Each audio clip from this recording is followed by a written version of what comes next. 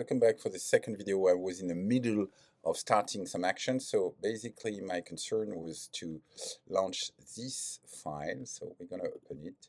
So we're going to measure, I've created this Mistral locally. I can show you again. This is where it is. If I say exit, and then you have it right here. So you have this one. I think I have to make it run. So yeah, I think I have. Okay, he's gonna launch it, and he's gonna measure this. He's gonna measure and launch and leverage on the carbon tracker to leverage this operation. So let's launch the stuff, and you will see it will output. I hope that my computer. Oops, sorry. That was this one I need to do. Here we go.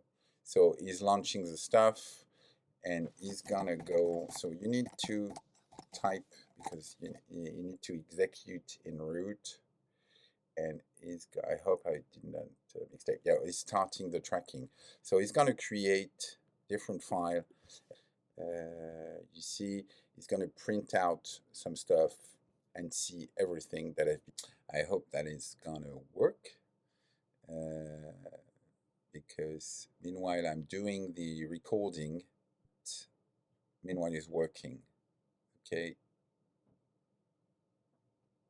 So what he's basically doing is that I was wondering how can I measure with some KPI the activity and the operation of prompting language on a remote. It can be on the cloud or on the server, just to have some information about how much does it cost to launch different kind of prompt. That was my idea. So I don't know if it's working pretty well. Yeah, he's generating 2 poems. So you see, he's connected to Ollama, which is this one, and then he's creating. So I've diminished the number of poems. I've lowered the number of poems. Just asking to write 2 poems.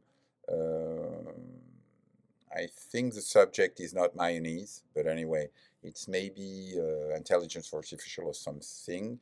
But I hope I will go through the end. Maybe I would stop and come back on the third video, because I'm sure that is gonna crack. See you then.